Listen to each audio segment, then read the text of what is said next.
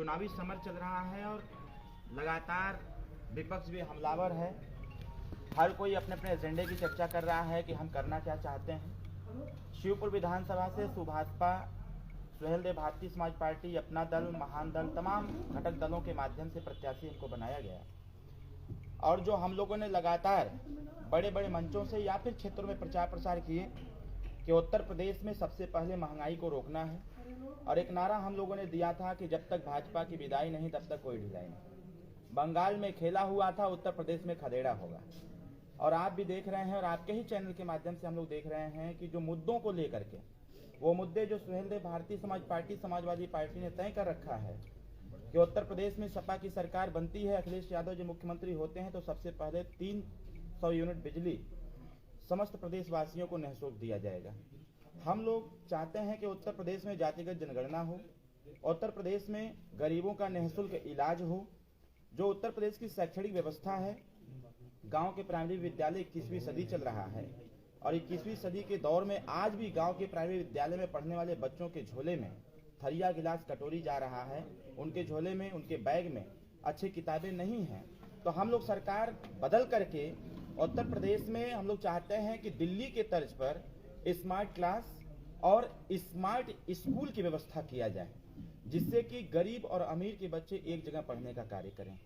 हम लोगों ने ठाना है कि उत्तर प्रदेश में सामाजिक न्याय समिति की रिपोर्ट, जिसको लेकर के माननीय नेताजी 2017 में भारतीय जनता पार्टी के साथ थे, हम लोगों ने, मैं भी मंत्री रहा, बाबूजी भी मंत्री रहे, सभी लोग रहे, सरकार से मांग करते रहे सामाजिक न्याय समिति की रिपोर्ट को लेकर के, लेकिन भारतीय जनता पार्टी की सरकार ने हमारे हर एजेंडे को अनदेखा किया। हम लोगों ने कहा कि समस्त गरीब वंचित समाज के लोगों ने, हर वर्ग के लोगों ने भारतीय जनता पार्टी की सरकार बनाया, लेकिन सरकार का ध्यान जनता के मूल उद्देश्य से हट गया। वो सीधे सीधे जाकर के भारत पाकिस्तान पर अटक गए, हिंदू मुस्लिम पर जाकर के अटक गए। उनको महंगाई नहीं दिखी, जो स्वास्थ्य संबंधी सेवाएं असफल रहीं वो उनको नहीं दिखा। आज बेरोजगार नौजवान उत्तर प्रदेश में, जो कोरोना काल के बाद लगातार दूसरे प्रदेशों से उत्तर प्रदेश में हैं, उत्तर प्रदेश में लगभग इसमें 6.5 लाख से ज्यादा लोग जो बाहर काम करते थे, जिनको प्रवासी मजदूर कहा गया था, ये सभी लोग उत्तर प्रदेश में आ चुके हैं। उत्तर प्रदेश में रोजगार का साधन कोई भी नहीं है, जिससे कि यहाँ का नौजवान यहीं पर रोजगार करे, यहीं पर काम करे और पैसा कमाए और अपने परिवार का जीविकोपार्जन करे। आज उत्तर प्रदेश में जिस प्रकार से 34 लाख वैकेंसियां पेंडिंग में रखी गई हैं, 17 ऐसे पेपर थे जिसको इस सरकार में लीक आउट कराए गए। कहीं न कहीं इससे पढ़े लिखे नौजवानों के अधिकारों का हनन हुआ। आज जब अपने अधिकारों की मांग करने के लिए हमारा नौजवान, चाहे बनारस हो, चाहे बलिया हो, चाहे गाजीपुर हो, मऊ हो, आजमगढ़ हो, देवरिया हो, महाराजगंज हो, उत्तर प्रदेश के कोने कोने से लखनऊ जाता है, सरकार के सामने अपनी मांग रखता है तो नौकरी की जगह उसको लाठी मिलता है। हम लोगों ने संकल्प लिया है कि एक सीट जीत करके जो हम लोगों का टारगेट है उसको पूरा किया जाएगा और उत्तर प्रदेश में समाजवादी की सरकार बना करके 34 लाख वैकेंसियों पर नियुक्ति दिया जाएगा, ताकि बेरोजगारी खत्म हो। पढ़े लिखे नौजवान जो 5 साल से नौकरी पाने के लिए दर दर भटक रहे हैं, उनको दर दर भटकने की आवश्यकता न हो, वो नौकरी पा करके उत्तर प्रदेश को उत्तम प्रदेश बनाने का संकल्प लें और संकल्प लेते हुए उत्तर प्रदेश जब विकसित और विकासशील होगा तो देश अपने आप उन्नति करना चालू कर देगा। पहले आपके पिताजी यहाँ से चुनाव लड़ रहे थे, अब आप आए हैं, बीजेपी के सामने कितना फाइट हो पाएगा आपका? देखिए, बीजेपी कोई मतलब अब नहीं निकलता है। भारतीय जनता पार्टी का इस समय, क्योंकि जनता ने चुनौती स्वीकार कर लिया है और इस समय भारतीय जनता पार्टी बनाम जनता हो रही है। जनता ही भारतीय जनता पार्टी की सरकार बनाई थी, इस बार जनता ही भारतीय जनता पार्टी का खदेड़ा कर रही है, जिसको आप पूरे प्रदेश में आपको देखने को मिल रहा है कि जो तमाम विकास के दावे करते हैं उनका विकास खोखला निकला और आज जनता भारतीय जनता पार्टी की सच्चाई को समझ चुकी है। हर वर्ग, हर समाज, हर धर्म के लोग भारतीय जनता पार्टी का खदेड़ा करने के लिए 7 तारीख का इंतजार कर रहे हैं। 7 तारीख मतदान होगा, आप देखिएगा 7 तारीख को ही रिजल्ट आ जाएगा कि भारतीय जनता पार्टी का उत्तर प्रदेश से सफाया हो गया है और सुहेलदेव भारतीय समाज पार्टी, समाजवादी पार्टी गठबंधन, जो भी घटक दल है, इनके सहयोग से हम पूर्ण रूप से, पूर्ण बहुमत से सरकार में आ रहे हैं। आप बनारस आ रहे हैं, क्या रोड मैप बनाया है आपने? किस तरीके से लोगों से कैंपेनिंग करेंगे, किस तरीके से लोगों से मिलेंगे, क्योंकि कोविड की गाइडलाइन है?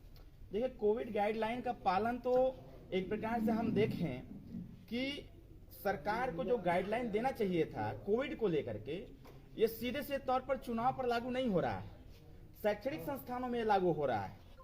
आज आवश्यकता जिन बच्चों की है पढ़ाई लिखाई की, उन बच्चों पर प्रतिबंध लगा दिए गए कि स्कूल कॉलेज सब बंद रहेंगे। चुनाव में कैंपेनिंग चल रही है, सारी चीजें चल रही हैं। भारतीय जनता पार्टी की सरकार है वर्तमान समय में। सरकार अगर सुनिश्चित कर रही है कि कोविड प्रोटोकॉल का पालन किया जाए, तो प्रथम दृष्टया तो भारतीय जनता पार्टी को ही इसका पालन करना चाहिए। देश के गृह मंत्री अगर इतने गैर जिम्मेदार हो जाएंगे कि थूक लगा लगा के पर्ची बांट रहे हैं, जबकि कहा जाता है कि 2 गज की दूरी, मास्क है जरूरी, ये नारा देने वाले लोग थूक लगा के पर्ची बांट रहे हैं, इसका मतलब कि कोरोना फैला रहे हैं। तो भारतीय जनता पार्टी को पहले इस पे समझना चाहिए, क्योंकि सरकार हमारी वो है और वो सरकार जैसा निर्देश देगी वैसे लोग चलने का प्रयास करेंगे। हम लोगों ने जो रोड मैप तैयार कर रखा है, हम लोग समस्त लोगों से मिलने का कार्य कर रहे हैं।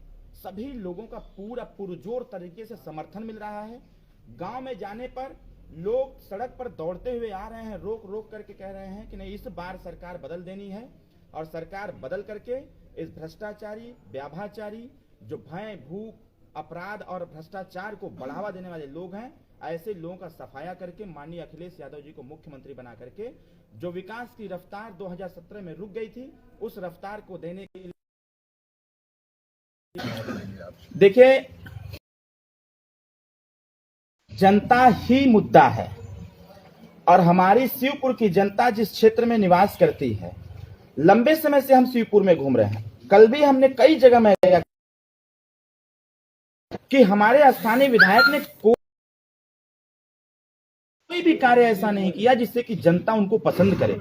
हमारी प्रथम प्राथमिकता होगी कि शिवपुर विधानसभा में जो रास्ते जर्जर हैं, सबसे पहले, क्योंकि कहा जाता है कि अच्छे रास्ते ही क्षेत्र का विकास करती हैं, सबसे पहले अच्छे रास्ते का निर्माण होगा। मैं कई गांव में कल गया, मैं देखा कि गांव के बीच से रास्ता निकला हुआ है, उसमें नाली पूरा एकदम बज है, पानी भरा हुआ है, निकलने का कोई स्थान नहीं है, न उसका ठहराव न हो, उसको बाहर किया जाए।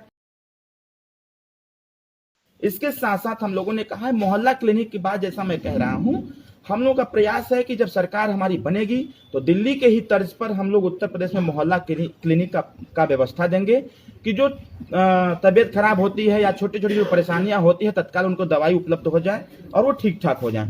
तीसरी चीज हम लोग चाहते हैं कि बीएचयू हमारा सेंटर है स्वास्थ्य संबंधी सेवाओं को लेकर के, लेकिन बीएचयू के ऊपर इतना प्रेशर है कि अन्य बगल के पड़ोसी राज्यों से भी यहाँ पेशेंट आ जाते हैं, अन्य डिस्ट्रिक्ट से भी यहाँ पेशेंट आ जाते हैं, तो स्थानीय लोगों को वहाँ बेड नहीं मिल पाता है। तो हम चाहते हैं कि शिवपुर विधानसभा शहर से सटा हुआ विधानसभा है, यहाँ मिनी पीजीआई सरकार बना के मिनी पीजीआई का स्थापना करेंगे। उसके बाद 100 शैय्या बेड इस शिवपुर विधानसभा के चारों कोने पर हम देने का कार्य करेंगे कि क्षेत्र अपनी स्वास्थ्य संबंधी सेवाओं को लेकर के विवश और परेशान न हो, उनको इलाज यहाँ पर मिले। हमारा प्रयास होगा कि उत्तर प्रदेश को अगर देखा जाए उस हिसाब से, तो हमारा शिवपुर विधानसभा से हम लोग चुनाव जीतेंगे, जनता का समर्थन मिलेगा। जीत करके एक नियम बनाया जाएगा कि उत्तर प्रदेश के समस्त सरकारी और प्राइवेट अस्पतालों में सभी लोगों का इलाज निःशुल्क होगा।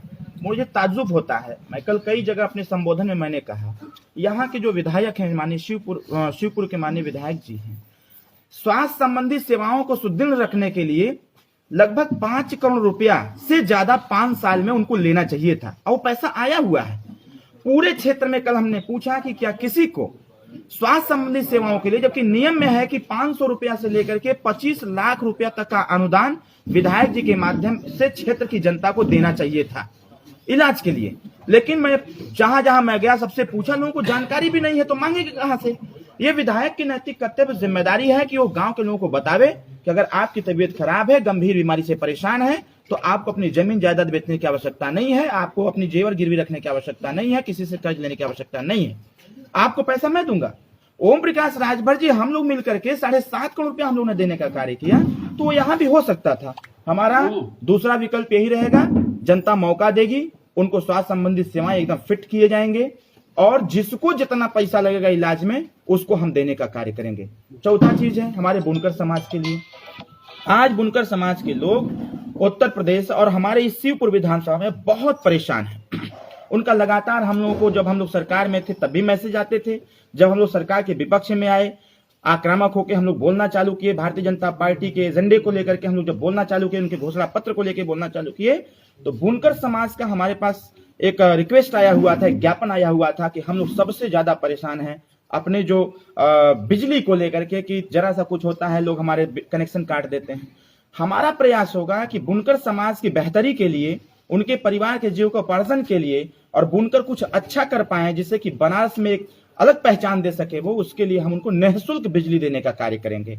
और एक भी ऐसी दुर्व्यवस्था ऐसी नहीं होगी जिससे कि उनको कार्य करने में या कताई बुनाई करने में उनको कोई समस्या आवे।